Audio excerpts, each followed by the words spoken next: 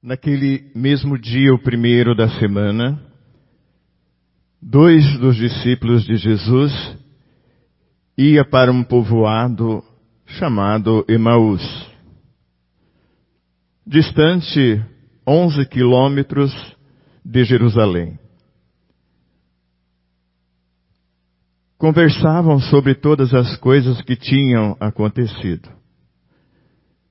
Enquanto conversavam e discutiam, o próprio Jesus se aproximou e começou a caminhar com eles. Os discípulos, porém, estavam como que cegos e não reconheceram. Então Jesus perguntou: "O que ides conversando pelo caminho?" Eles pararam com o rosto triste, e um deles, chamado Cleófas, lhe disse: "Tu és o único peregrino em Jerusalém que não sabe o que lá aconteceu nesses últimos dias?" Ele perguntou: "O que foi?" Os discípulos responderam: "O que aconteceu com Jesus o Nazareno, que foi um profeta poderoso em obras e palavras, diante de Deus e diante de todo o povo. Nossos sumos sacerdotes, nossos chefes, o entregaram para ser condenado à morte e o crucificaram. Nós esperávamos que ele fosse libertar Israel. Mas, apesar de tudo isso, já faz 3 dias que todas essas coisas aconteceram.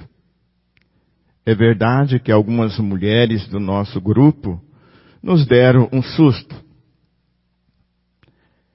Elas foram de madrugada ao túmulo e não encontraram o corpo dele.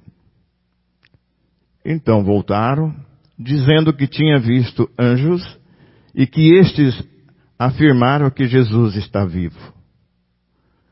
Alguns dos nossos foram ao túmulo, encontraram as coisas como as mulheres tinham dito. A ele, porém, ninguém viu." Então Jesus lhe disse: "Como sois sem inteligência e lento para crer em tudo que os profetas falaram.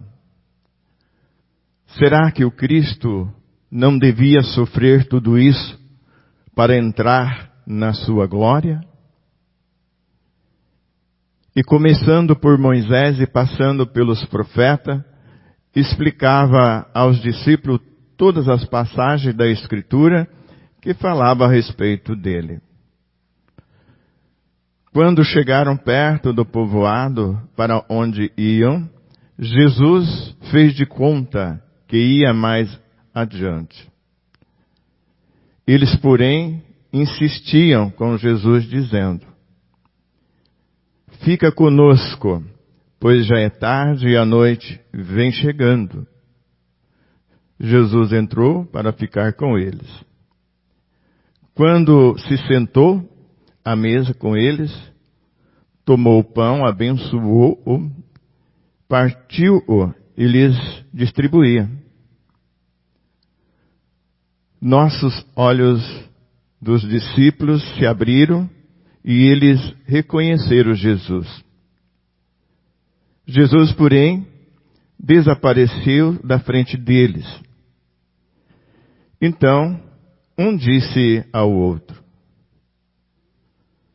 "Não estava ardendo o nosso coração quando ele nos falava pelo caminho e nos explicava as Escrituras?"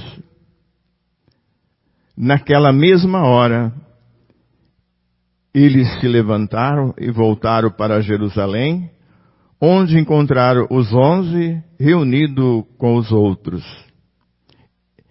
E estes confirmaram: realmente o Senhor ressuscitou e apareceu a Simão.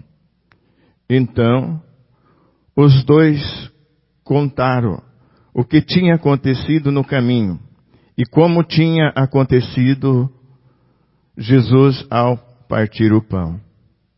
Palavra da salvação. Glória a vós, Senhor.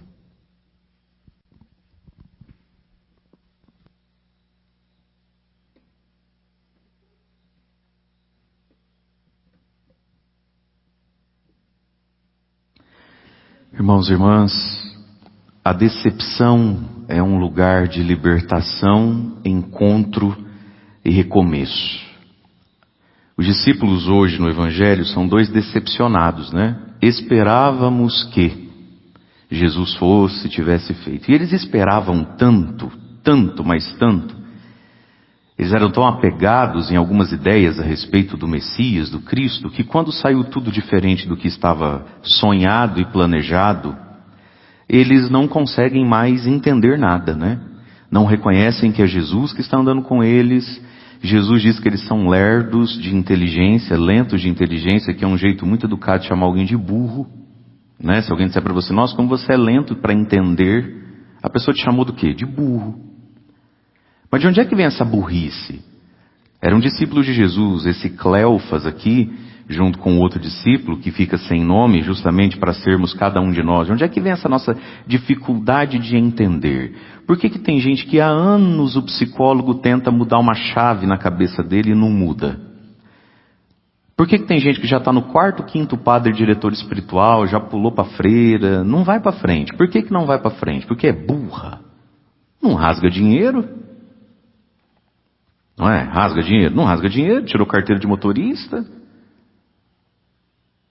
De onde que vem uma certa lerdeza da nossa inteligência? Vem dos nossos afetos. A gente experimenta isso. Por exemplo, quando você está feliz, animado, é uma coisa, né? Até para estudar, até para entender um desafio da vida. Quando você anda meio triste, você está numa fase difícil, você enterrou alguém querido semana passada, você fala, outra hora nós conversa esse assunto, eu não estou com cabeça para isso, né? Portanto, o nosso mundo interior, a tristeza, ela deixa a gente meio lerdo para muita coisa. E Jesus foi decepcionante. Jesus decepcionou muitos dos seus seguidores que o amavam. Por quê? Porque eles carregam consigo uma ideia, eles carregam consigo um entendimento do quem é o Cristo, o que ele faz, né? O que ele viria fazer. A gente vê isso repetidas vezes no Evangelho. Jesus foi anunciando a sua paixão, a sua morte em Jerusalém, e aí Pedro chama de canto e fala, Deus o livre, isso não vai acontecer. Os discípulos teimavam com Jesus, porque para eles o Cristo, o enviado, seria um novo rei Davi, militar, poderoso, muito rico, que viria para destruir inimigos, um homem que iria trazer vingança, né? E Jesus vai mudando todo esse discurso, toda essa ideia. Mas quando a gente tem uma ideia lá no fundo da nossa cabeça, muito enraizada, a gente discute até com Deus. Por que muitas pessoas são decepcionadas com Deus? Por que muitas pessoas mudam de religião? A grande maioria das pessoas que mudam de religião, elas não mudam de religião porque elas tiveram um entendimento teológico novo, porque eles não sabem nem o que é teológico, nunca ouviram essa palavra. É porque o coração se decepcionou com Nossa Senhora. Tanto que eu pedi, não fez, não aconteceu. Decepcionou com São José, tanto que eu pedi, não fez, não.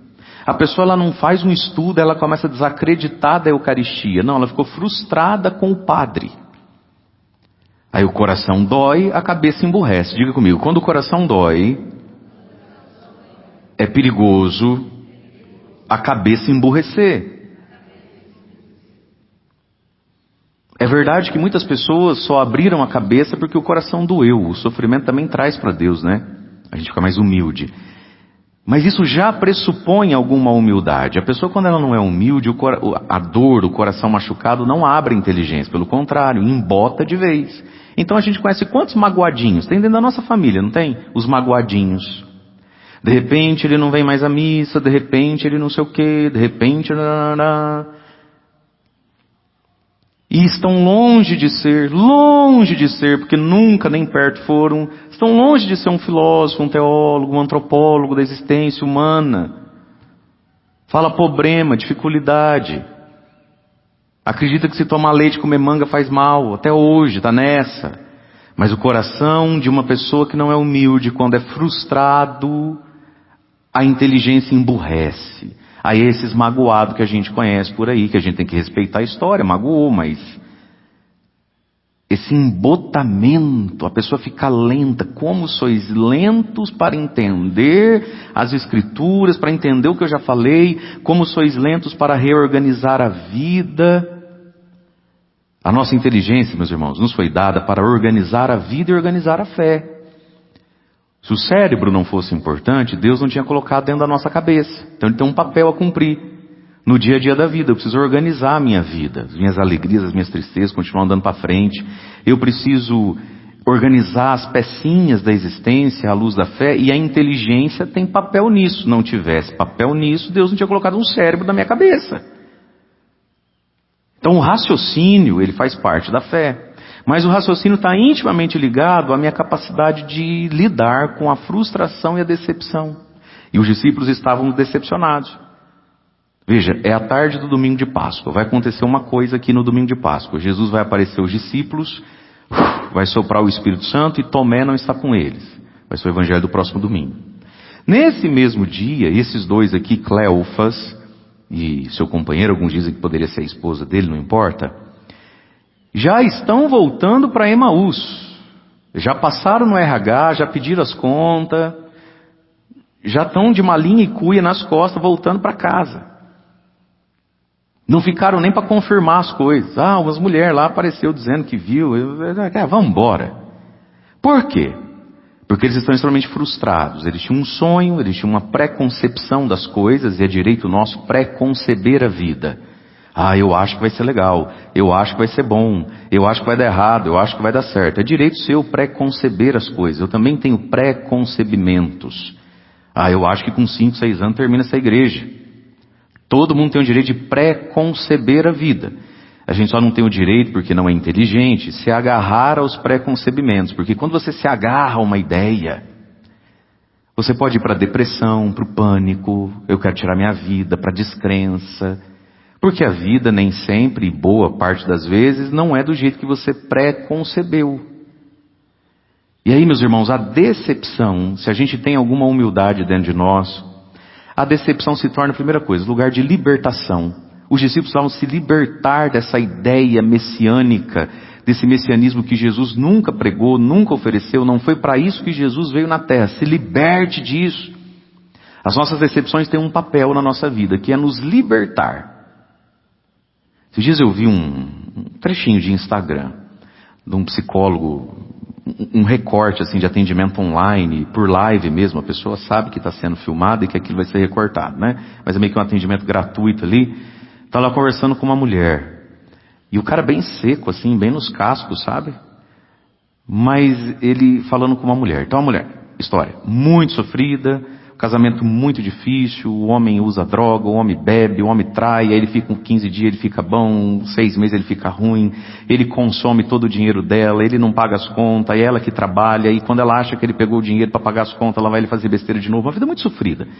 3 crianças, e o cara, mas o que você quer resolver? Mas por que? Então você deveria fazer o quê? Eu sei, eu devia largar dele, mas eu não consigo. E por que você não consegue? Porque eu tenho 3 crianças. E para tudo ela dava uma desculpa. Apesar da história dela ser muito difícil, mas você começa a se irritar com ela. A gente não está na pele dela, e a história dela realmente não é fácil, mas para tudo ela tem um motivo de eu não consigo. Mas onde é que está a raiz desse eu não consigo? Isso não está no vídeo, foi uma interpretação minha. Ela, com todo o direito do mundo, né, de mulher que casou, ninguém casa para separar, não é isso? Mas ela tão agarrada à ideia de que ele deveria ser, ou conseguiria ser bom pai, bom marido, ela não consegue largar isso, e ela está ali afundando nisso.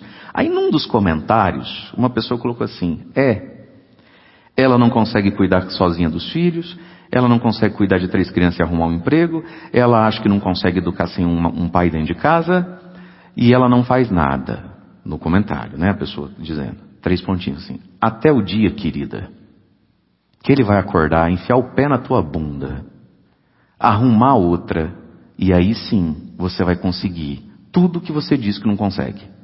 Você vai criar ele sozinho, você vai arrumar um emprego, você vai seguir em frente, você vai ser feliz. Falei, nossa, que pessoa.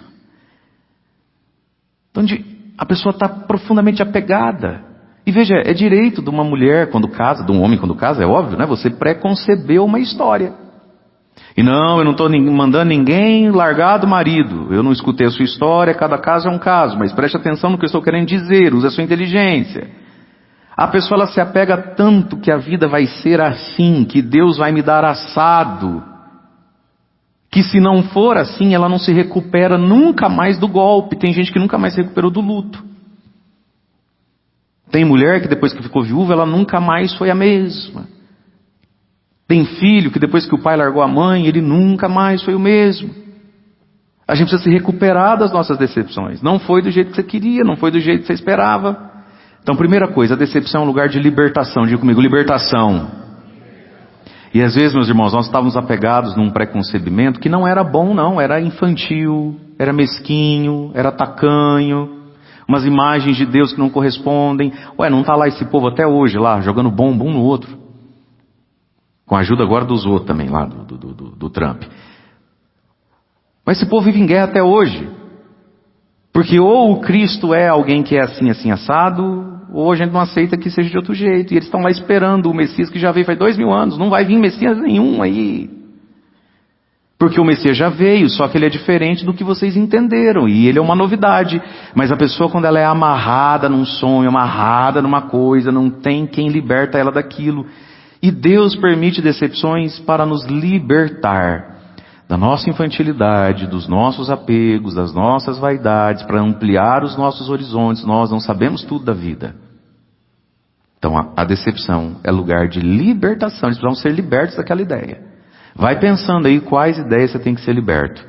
Porque daqui a pouco, com quem tiver acordado, eu vou rezar a ladainha de São José. Deixa eu só dar um outro, como sempre, puxãozinho de orelha. Eu não estou na pé de ninguém, eu não vivo a vida de ninguém.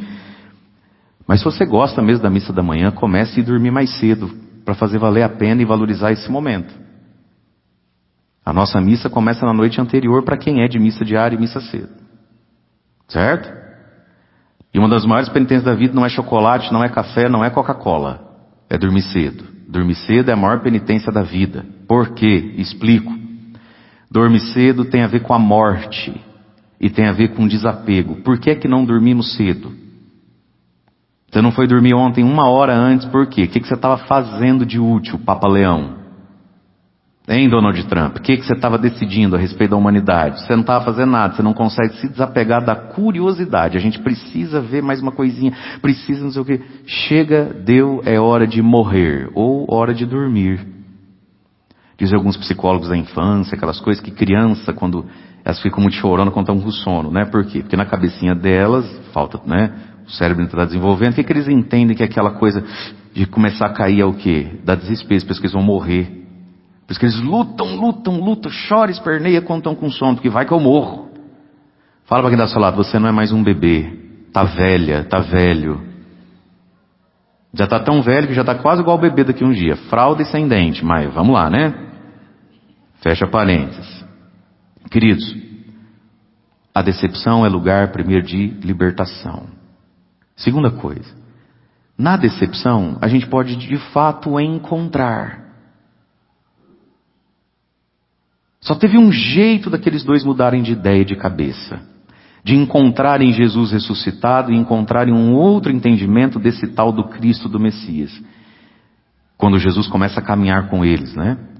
Que foi a cruz. Não fosse a cruz, Jesus ia passar o resto da vida falando para eles. E eles não iam entender sem a cruz. Então a decepção também pode ser um lugar de profundo encontro com uma novidade. Com algo que você nunca imaginou. Voltando no exemplo do psicólogo cascudo, do comentário que colocaram na live dele. Quando a mulher então colocou, minha querida, você não consegue arrumar um emprego, cuidar de 3 crianças, você não consegue. É porque você não consegue ser sozinha, é porque você não consegue, é porque você não consegue dirigir, tá. O dia que ele for embora, você vai conseguir tudo isso. Ou seja, você vai encontrar em você uma mulher nova, que não fosse a decepção, você nunca ia encontrar. Você vai passar o resto da vida achando que você não consegue 1000 coisas. Então a decepção também é lugar de encontro. Quantas novidades talvez chegam e estão chegando a nós, chegou a você, e que faz você descobrir o que você não sabia antes, e só sabe agora porque se decepcionou com a vida, com um preconcebimento que você tinha das coisas. Deus é um Deus de ressurreição, de novidade. E a decepção também cumpre esse papel. Não fossem os fracassos da vida e os erros dos outros, você era criança até hoje. A decepção é lugar de libertação, a decepção é lugar de encontro, e a decepção é lugar de recomeço. Diga comigo, recomeço. Agora eles podem recomeçar. Ô Copel, segura. Olha ela de novo. Sempre ela. Já me custou 30 mil reais na festa, e lá vem ela de novo. Para quem não está entendendo em casa, a Copel, que cuida da energia nossa aqui, que cuida, enfim, né? Está piscando a nossa energia de novo. Já me levou uma mesa de som, um gerador de 30 mil. Voltando. A decepção também é um lugar de recomeço. Eles voltam felizes, voltam alegres, voltam testemunhando, ou seja, voltam recomeçando. Eles eram discípulos de Jesus. No final tudo dá certo, continuam discípulos de Jesus. Eles recomeçaram uma vocação. Não fosse a decepção, não teriam recomeçado. Agora preste atenção no que o Padre precisa te explicar. O que é recomeçar e por que você não consegue? Muitas pessoas entendem que recomeçar é voltar lá como era antes. E isso não é recomeço. A gente não recomeça lá nas coisas tais como elas eram. A gente recomeça aqui e agora de um jeito novo. Nunca mais será igual. Quando num matrimônio, tristemente, acontece um adultério, é possível recomeçar esse casamento? Sim ou não? Não? O que você acha? Só quem é católico, cristão, já viu essas histórias antes no mundo acontecer. Se você chegou hoje no planeta Terra, pode ficar quietinho. Quando acontece um adultério num casamento, é possível recomeçar esse casamento, sim ou não? Sim. Qual é o problema das pessoas para recomeçarem um casamento? Elas querem que seja como antes. Nunca mais vai ser como antes. Esse adultério, ele faz parte. Nunca mais vai ser como se nunca nem traição tivesse acontecido. É impossível ser assim. Você quer recomeçar? Então você precisa integrar esse adultério na história de vocês dois. Ele precisa encaixar sem doer tanto. E com ele, misturado nele, você vai recomeçar uma história que vai ser feliz, maravilhosa. Como um vinho novo. Lembra das bodas de Caná? Guardaste o vinho melhor até agora? E o vinho melhor veio depois do quê? Do desespero, da dor, da falta do vinho. Tem recomeço só quem é do planeta Terra, só quem já viu pessoas que passaram por isso ou já viveram isso. Quem veio de Nárnia não precisa me ajudar. Mas no planeta Terra, você já viu isso? Casamento que teve traição, pode recomeçar, sim ou não? Pessoas que já tiveram problema com vício, jogo, álcool e droga, elas podem, com a lei, elas podem recomeçar, sim ou não? Desde que entendam que não será como era. Que já foi, nunca mais vai ser daquele jeito. E aí por que tem dificuldade de recomeçar? Porque começa a lutar, rezar, fazer terapia, tomar remédio, cerco de Jericó, missa, para ser como era antes, sabe? Então desiste. É impossível ser como era antes. O recomeço não é como era antes. O recomeço é a partir de um ponto zero que a vida traz, e agora ele vai te direcionar para outra coisa, para outro caminho. Deus é infinito nos seus caminhos, Deus é infinito nas suas novidades, e não precisa ser como era antes. Mas tudo isso, meus irmãos, é um ato de fé e de desapego, porque a gente se apega no que preconcebe, se apega no que sonha, e muitas vezes nunca mais se recupera, porque a vida não é obrigada a ser do jeito que você quer. Nem mesmo Deus é obrigado a ser e fazer tudo que eu rezo, tudo que eu peço. Você e eu já recebemos quantas graças, bênçãos, quantas vezes Deus já disse sim para nós? Muitas vezes, sim ou não? E quantas vezes Deus disse não? Muitas vezes. E se você botar na ponta do lápis? Está 7-1 para o não. E talvez ultimamente você está recebendo mais não do que sim. E tudo isso é Deus. Esperávamos que Ele fosse o libertador. E por que Ele não é? E por quê? Porque olha, não precisa ser tudo do seu jeito. Não precisa ser tudo do jeito que você escreveu. Não precisa ser. E é da vida escrever, sonhar, desejar, é da vida. E é de Deus nos contrariar, nos ampliar. Portanto, a decepção é lugar de libertação. Do que é que precisamos nos libertar e não estamos nos libertando? E é por isso que a vida não vai para frente há muito tempo na sua história. Se liberte. Você achou que seria. Não é como você achou que seria. O que é que nós precisamos encontrar na decepção do agora? Nada. Só dor, só tristeza, só frustração, ninguém me ajuda. O ser humano é assim, né, padre? Quando a gente está bem, todo mundo é amigo. Quando a gente está mal, é só isso aí que você tem para encontrar nas coisas quando não são do jeito que você quer. E qual é o recomeço que está sendo apontado aqui? São 3 perguntas que, sara a vida, hein? Depois você faz o pix para a paróquia. E, por último, tudo isso tem um eixo, que é uma pessoa chamada Jesus. E aí Jesus, como vocês são lerdos, né? Para entender tudo que está escrito nos Salmos, Moisés e os profetas. Aí diz a palavra, que Jesus retomou todo o Antigo Testamento e foi mostrando no Antigo Testamento tudo que falava dele. E aí o coração deles começou a esquentar. E quando o coração esquentou, os olhos se abriram. Por quê? Porque tristeza emburrece. Precisa se aquecer para enxergar diferente.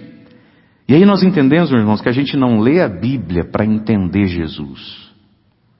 A gente entende a Bíblia a partir de Jesus. Jesus é a chave de leitura.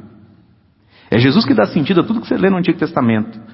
Tudo que lá possa ser complicado, engraçado, poético, histórico, personagens, só faz sentido em Jesus. Então é a partir de Jesus que eles vão reentender a Bíblia. E aí com a palavra o coração esquentou. Por quê? O que Jesus fez? Jesus mostrou na palavra de Deus a vida. E mostrou a vida na palavra, a palavra na vida. Ele juntou as duas coisas.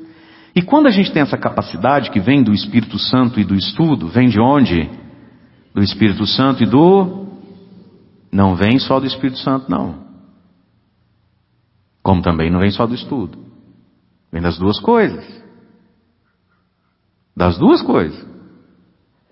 Se a inteligência não fosse necessária, Deus não tinha colocado dentro da nossa cabeça um cérebro. Se colocou, ele precisa ser usado, ele faz parte do processo também, não pode ficar de lado. Mas quando a gente olha para a nossa vida e consegue pôr na nossa vida textos da palavra de Deus, e quando nos textos da palavra de Deus a gente enxerga a nossa vida, o que acontece com o coração? Ele esfria? Ele esquenta. E se o coração esquenta, os olhos se abrem. E aí tudo aquilo que eu entendi, eu tenho onde agora? Onde é que os discípulos reconhecem Jesus e enxergam Jesus? Quando Jesus pega o pão, dá graças, parte e o deu aos seus discípulos. Pão! Abriu a cabeça, né? Abriu os olhos.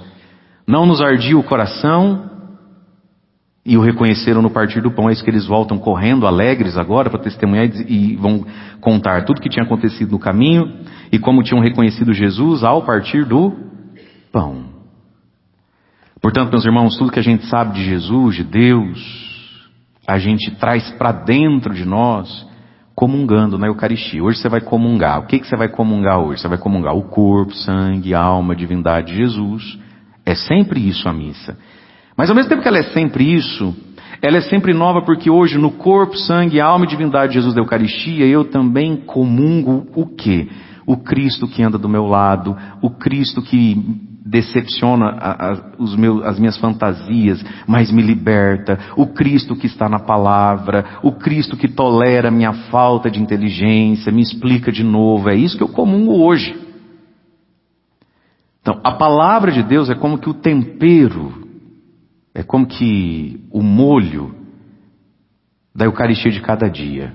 Existe um jeito só de fazer arroz? Não, existe um jeito só de fazer carne. É sempre o mesmo pedaço lá, mas de vez em quando você não inventa. Às vezes é assado, às vezes é o molho não sei o quê. Desculpa esse exemplo muito assim, do cotidiano, muito simplório, até para falar do mistério maior da fé, que é a Eucaristia. Mas a Eucaristia é sempre a mesma coisa, mas ela é temperada, ela tem um sabor diferente a cada dia. Porque a gente comunga a palavra também, o entendimento da palavra também.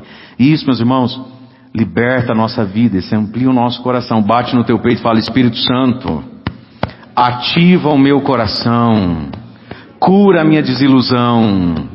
Bate na cabeça e fala: Espírito Santo, acelera essa cabeça lerda, para não dizer burra, porque eu preciso entender as coisas.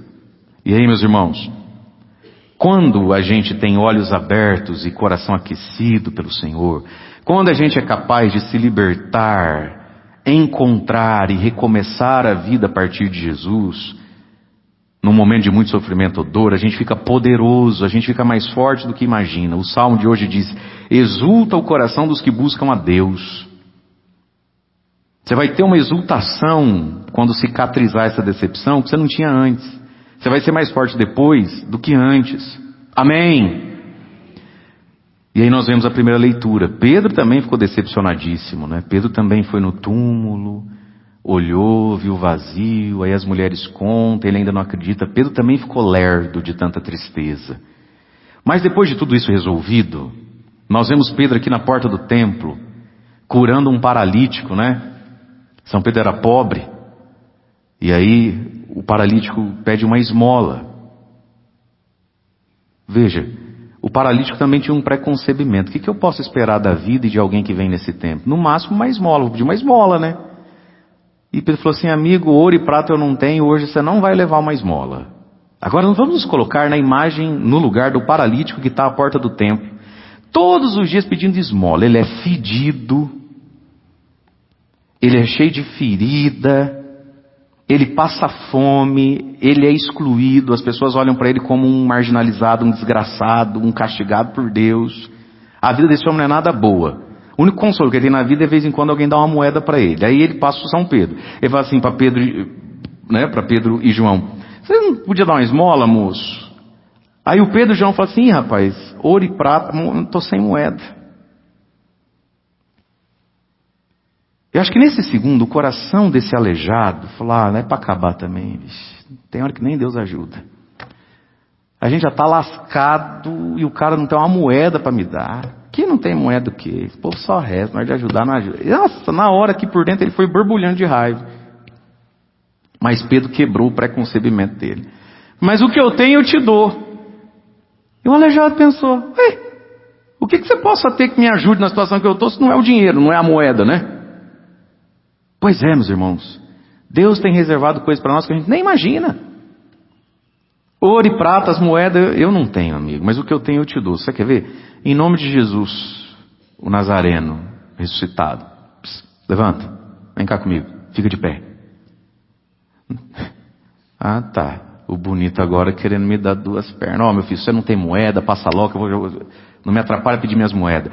Ainda bem que o aleijado, frustrado, porque ele ficou frustrado, ele queria as moedas. Era o que ele sabia da vida, que ele, enquanto naquela situação, mas que podem dar para ele é moeda, e não tem moeda.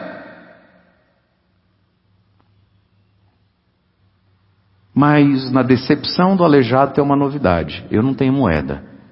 Vamos tentar fazer o que você não pode, vamos tentar fazer o que você nunca fez na vida? Levantar e andar? Ainda bem que aquele paralítico teve uma humildade que produziu fé. Acho que ele olhou para a vida dele e falou: eu já estou lascado mesmo, né? Passar mais uma vergonha não vai fazer diferença. Deixa eu tentar ficar de pé. Vai que eu caio. Mas também vai. Não é que levantou e nunca mais caiu? Meus irmãos, quantas vezes Jesus está falando assim para você e para mim: o que você me pede eu não tenho para dar não. Não tenho ou não quero, ou não é o melhor para você, mas eu tenho algo para você. Mas ele precisa abrir o coração. Confiar em Deus. Confiar que Deus dispõe a vida para o nosso melhor.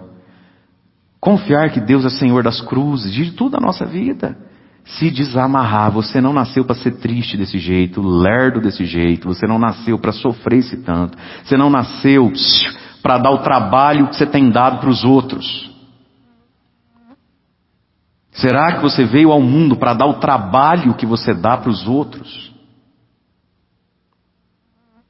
Tem gente com a língua de fora pedindo socorro a Deus para conseguir gerenciar e aguentar você. Foi para isso que você nasceu. Não foi. E por que talvez está sendo assim? Porque na decepção empacou e emburreceu. Não pode ser assim. E Deus nos ajuda a não ser assim.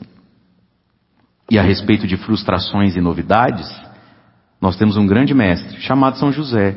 São José foi, por um lado, um homem extremamente frustrado. Chegou num momento da vida de São José, quando tudo estava dando certo, véspera do casamento. Imagina o coraçãozinho de São José. Lembra quando você estava para casar, sim ou não? Vamos falar de coisa boa, não vamos falar do agora. Vamos falar de quando você estava para casar. A senhora lembra? O senhor lembra? Quando estava para casar? Ah, meu filho, tudo era bonito, verdade ou não é?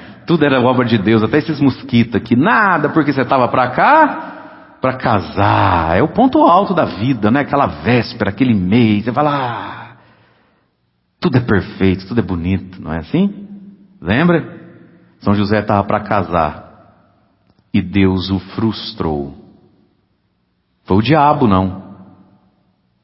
Não foi Satanás que atravessou a vida de São José. Foi Deus que o frustrou.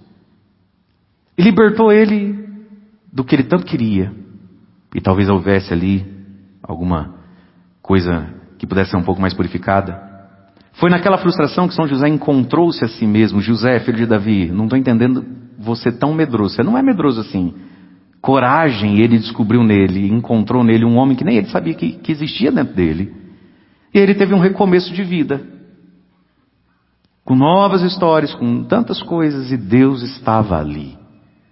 Então eu quero convidar você, nesse momento que a gente vai rezar agora a ladainha de São José, a apresentarmos a Jesus, através de São José, as nossas frustrações, porque nós precisamos que elas nos libertem, nos deem um encontro com Deus e recomece a nossa vida. Toda e qualquer coisa que está sendo diferente em nós hoje, por causa de uma decepção, nós vamos entregar agora e se libertar disso, amém?